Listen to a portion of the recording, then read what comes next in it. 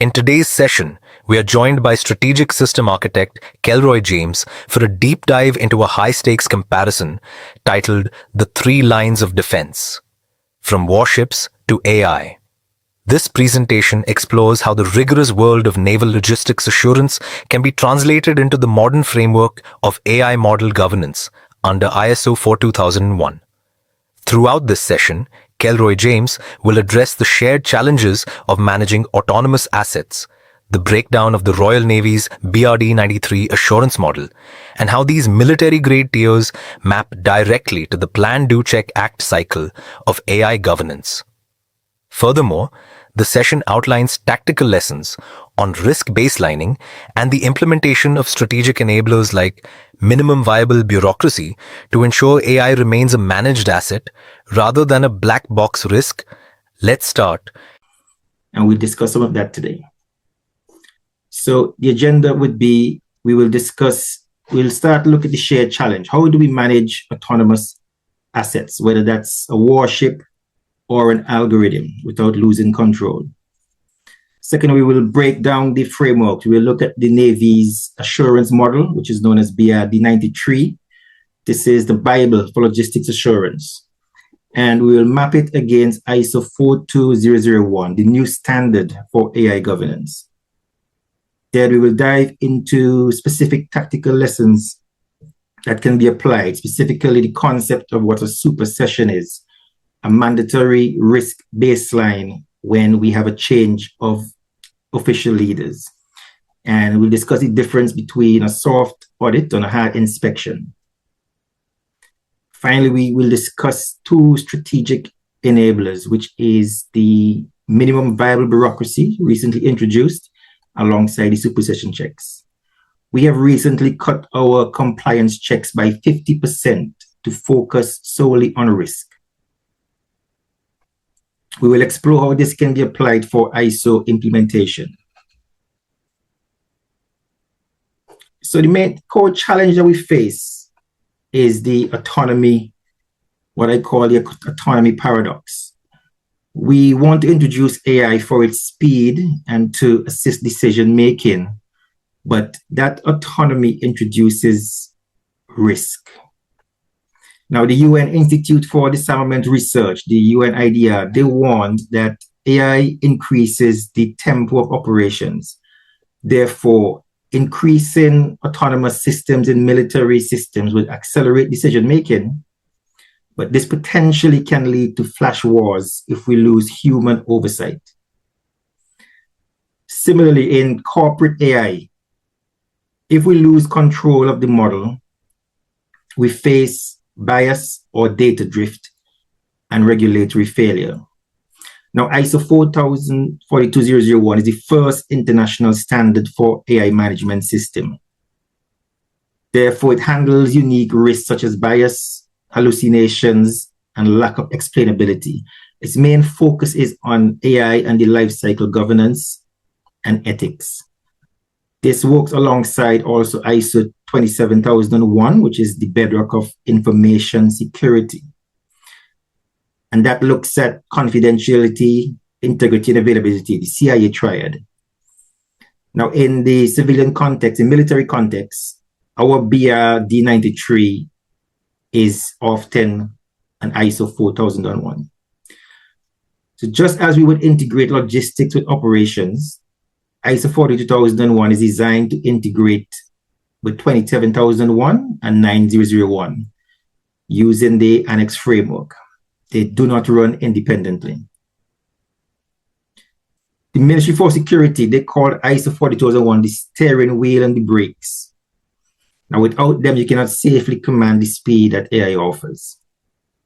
Now, whether we are managing a warship or a generative AI model, the core risk remains the same. Autonomy without control. Today, we look at how we can build a steering wheel using my military blueprint. Now, BRD 93 for the Navy, it works on what is called the 4-tier model and the 3 lines of defense.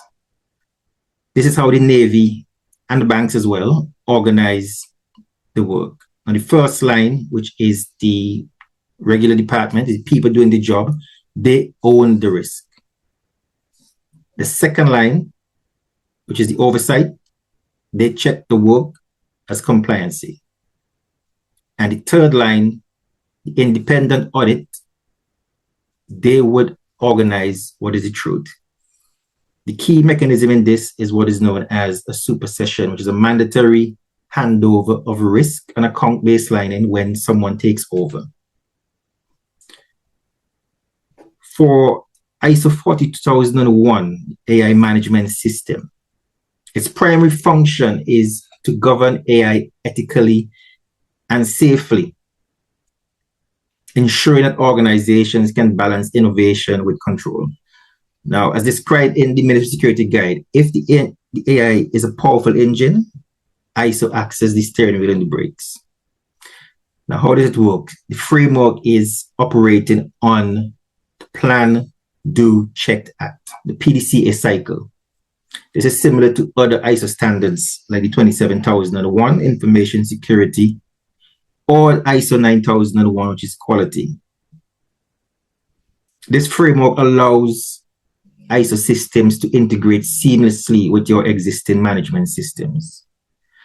Now, the first framework, which is Plan, that determines which AI systems are covered.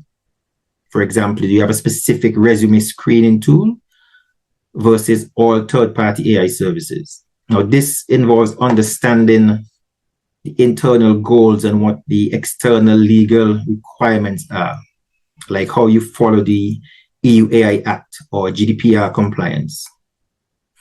Under Plan, you define the scope and context. You conduct an AI risk assessment to identify specific AI risks, such as bias, lack of explainability, any hallucinations, which, as you know, most persons encounter hallucinations a lot, or data misuse. Now, the risks here are assessed based on likelihood and impact. You then set an objective to establish something measurable, such as reduce bias in hiring models by 30%.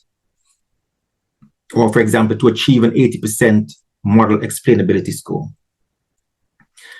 Your do control is implementing the controls. This is a structured review required before deployment to evaluate any potential harm to individuals or society. This documents the risks and any mitigation plans. Now, data governance is key here. So we need to ensure that you are trained, the data is trained and representative and is free from any historical bias. Implementing your human in the loop protocol is critical. For example, decisions based on medical diagnosis or loan approvals. These require human review and intervention. Then you would check or monitor or measure. Continuous monitoring is key. AI models tend to drift over time. Therefore, ISO 42001 requires ongoing tracking of metrics such as accuracy, fairness, and, as I said before, any drift. The internal audit function comes into play here. So you have regular inspection to ensure the system complies with the defined policies and targets. And then your act, continuous improvement, which is one of the key points of the PDC cycle. Leadership reviews the system performance to ensure it makes the correct strategic decisions. And if the model fails, you conduct a fairness test. Now, ISO 40001 introduces specific controls that differ from standard IT governance. One is transparency and explainability. The users must be informed when they are interacting with AI. And the organization must be able to explain how the AI arrived at the decision. I think at the end, we'll probably investigate how does this then include agentic AI, which is new. I don't think that was taken into consideration when this was developed. It's more about generative AI.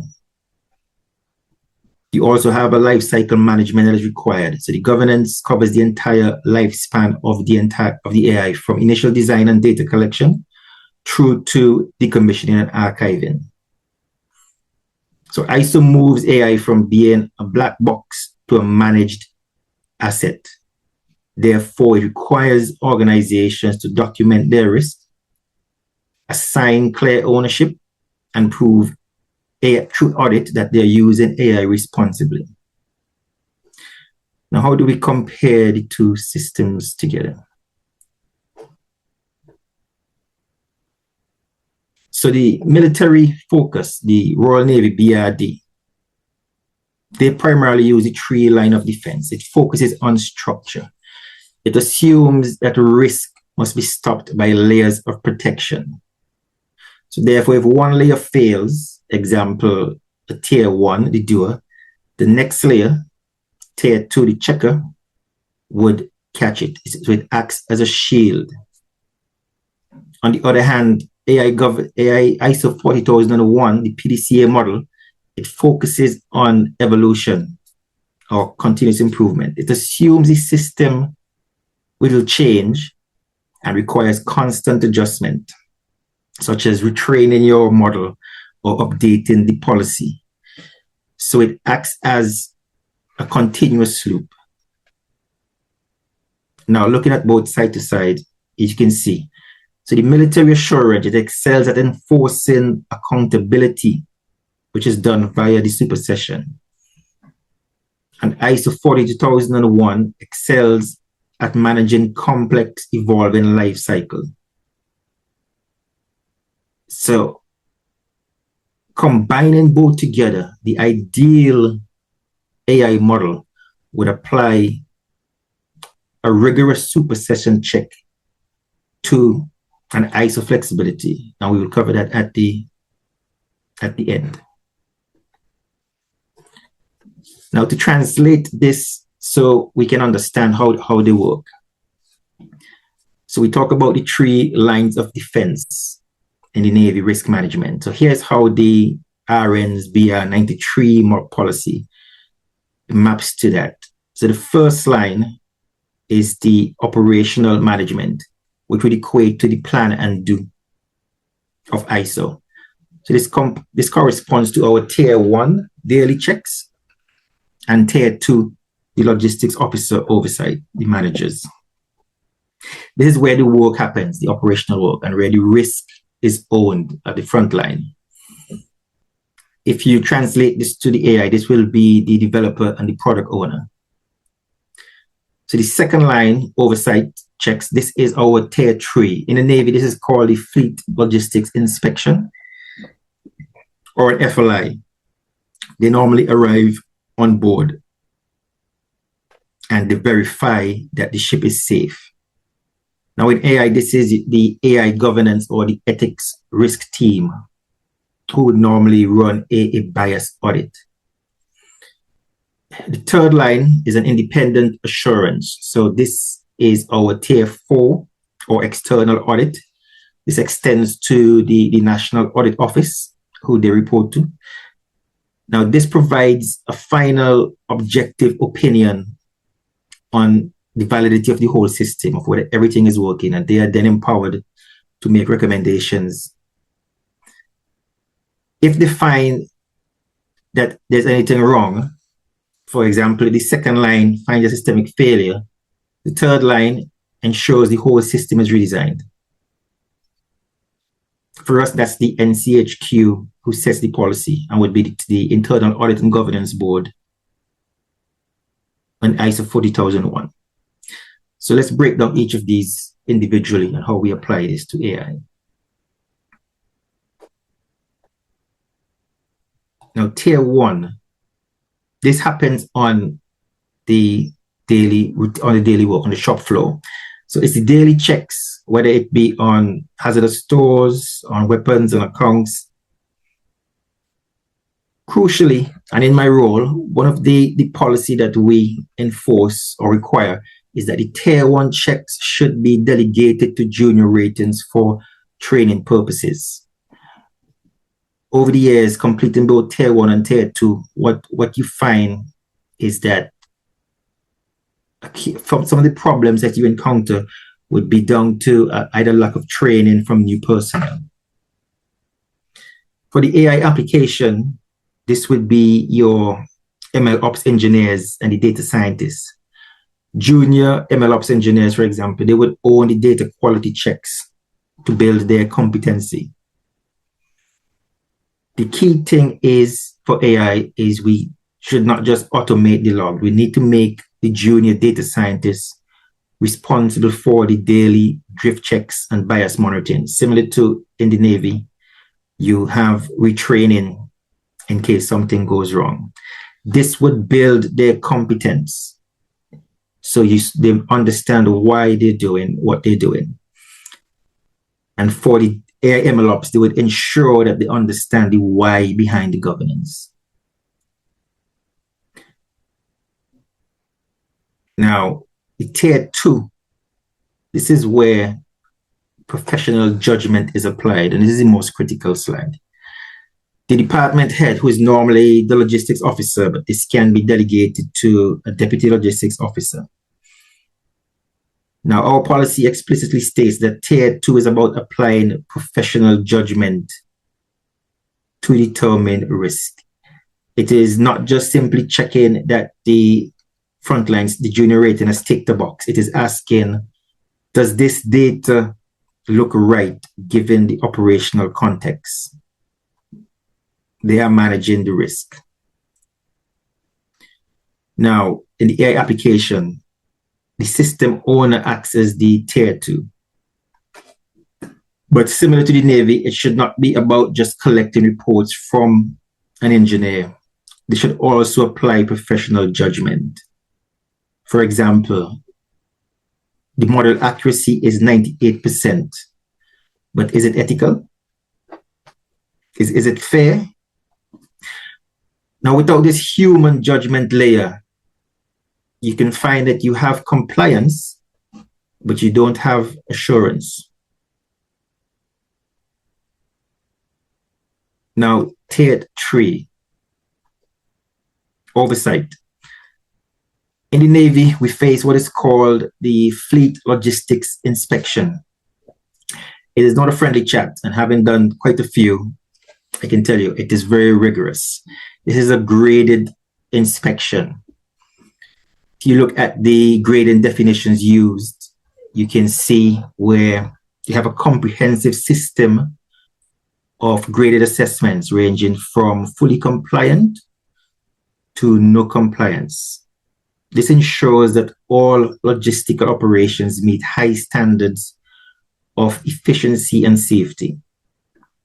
A no compliance grade indicates significant deviation, and this will trigger a mandatory reinspection and immediate rectification actions to address any deficiencies identified. Similarly, the ISO internal audit, which is in clause 9.2, that focus on continuous improvement and identifying non-conformities within processes. However, it lacks the immediate stop work authority that an FLI triggers, which can hinder preventing ongoing issues. In order for real assurance and effective quality management, the AI audit should have enforceable consequences similar to an FLI to prevent not merely to be advisory, but to ensure compliance and ensure prompt corrective actions. Again, the ISO internal audit, their focus is on improvement and non-conformities. So they ask the question, does the internal AI audit have any teeth? If an AI algorithm fails its fairness audit, is there no compliance rating that stops deployment immediately, or just a recommendation? To have real assurance, it would require the possibility of a red card. For Navy inspections, unsatisfactory and no compliance can result in a unit not sailing until that is rectified, or with caveats. In the RN, they set the policy and they report to the Defense Authority.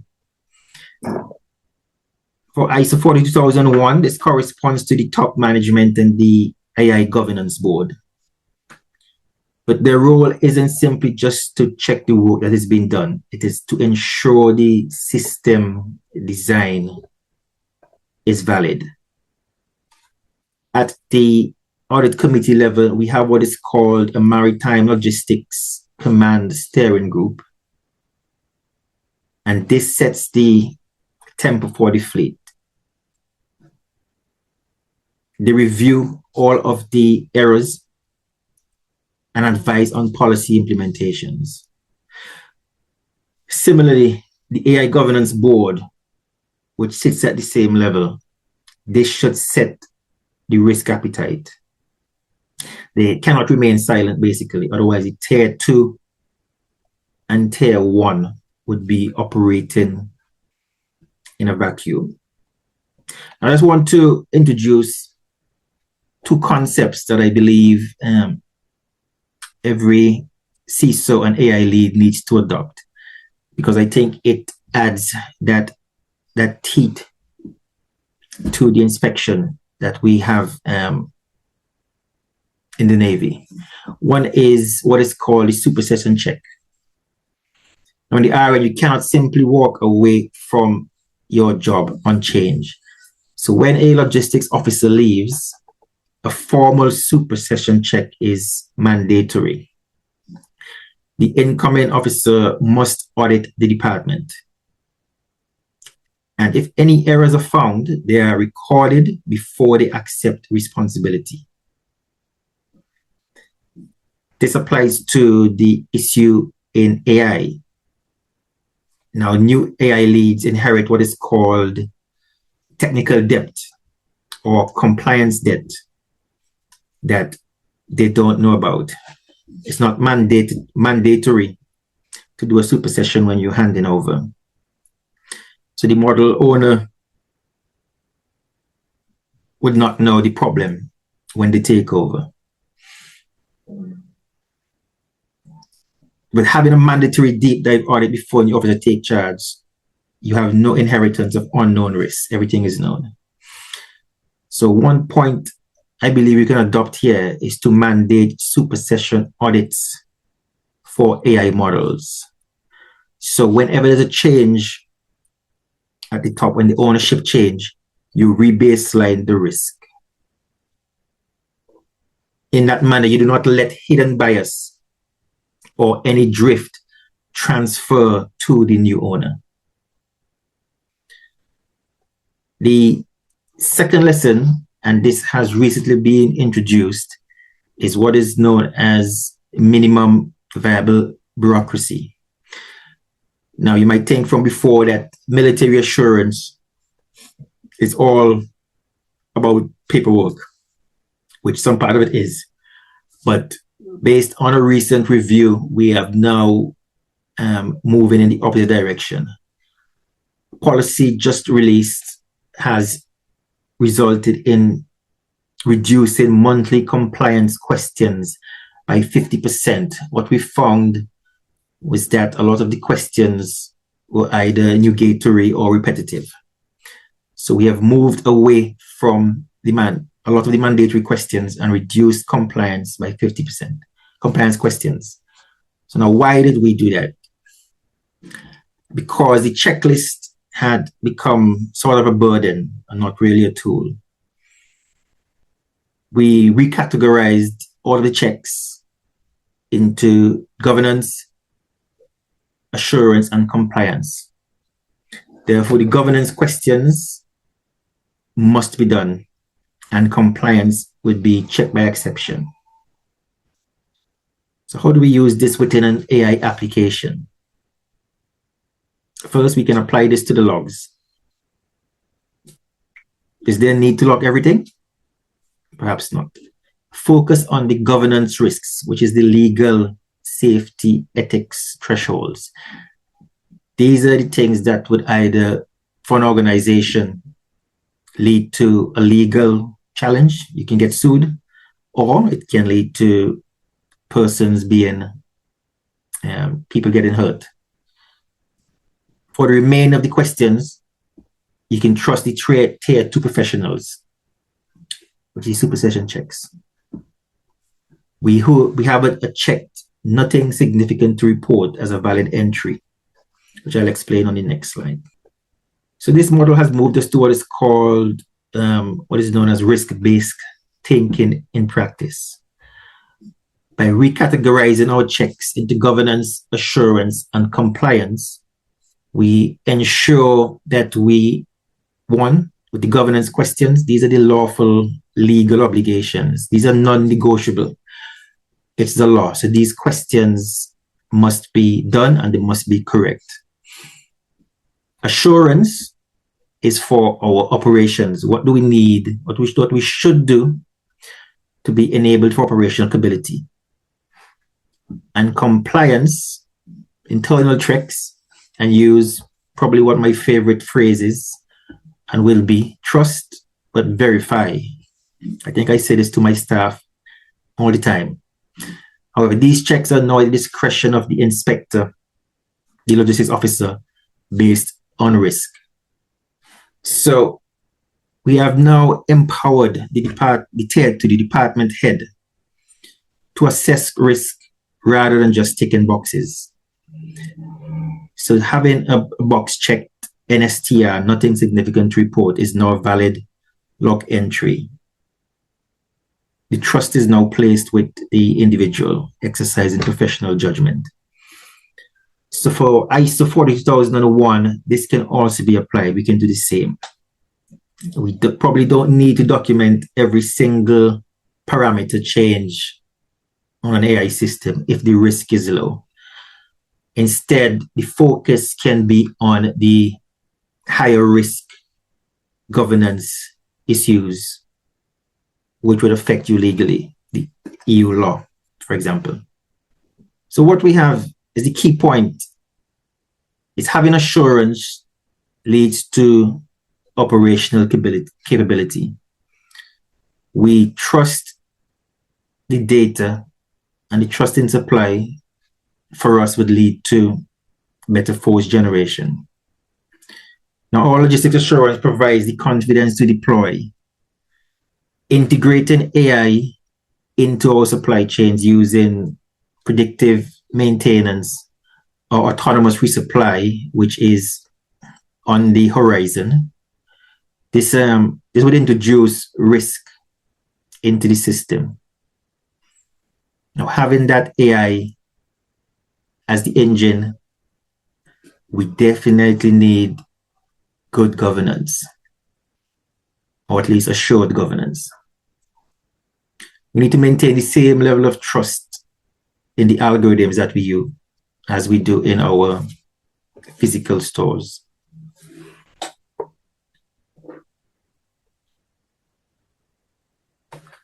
So, to summarize, and just to give a blueprint for AI governance, if we compare all three, we need to strengthen the first line. We can't just automate the checks as is recommended. And a lot of GRC professionals have spoken about having things done automatically.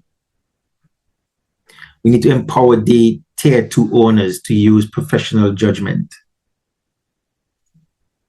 If the shop floor owns the risk, they should be able to manage that risk professionally. Secondly, we need to sharpen the second line, which is to adopt the supersession protocol for handovers and use binary grading, pass-fail for critical risks. There must be a consequence for failing rather than just a tick box exercise. And then thirdly, we need to streamline the system, which I think is important. Just as we've done, embracing the MVP, the minimum viable bureaucracy protocol. If a check does not reduce the risk, it should be cut. All right. As we've been through these, this is how we're now keeping operational effectiveness on ships at sea.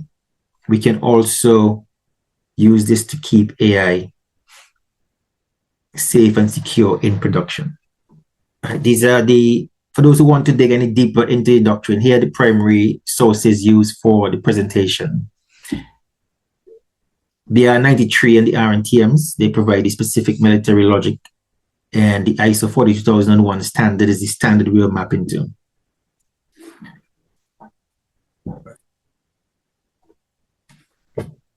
Thank you for your time.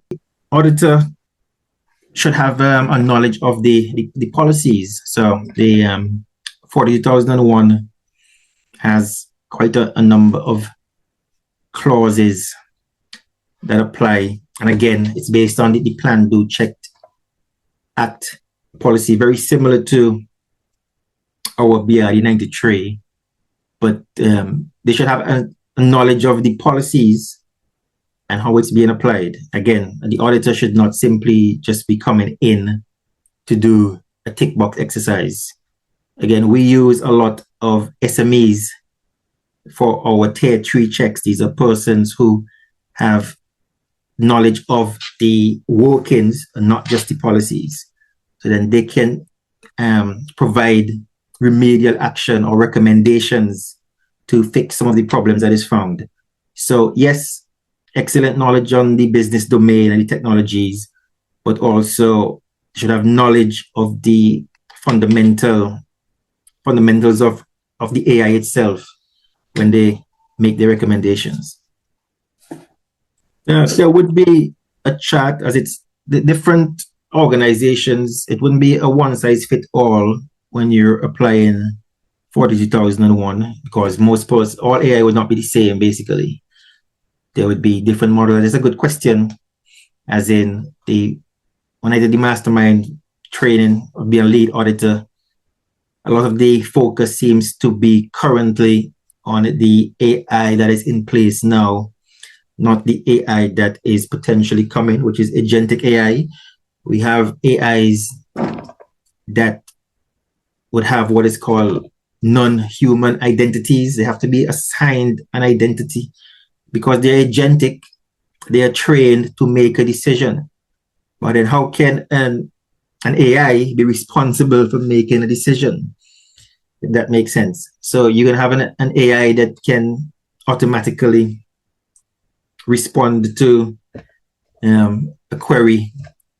Now, what would be the legal ramifications if the AI answers incorrectly? Who is responsible? Is it the AI, which is not a person, or is the company?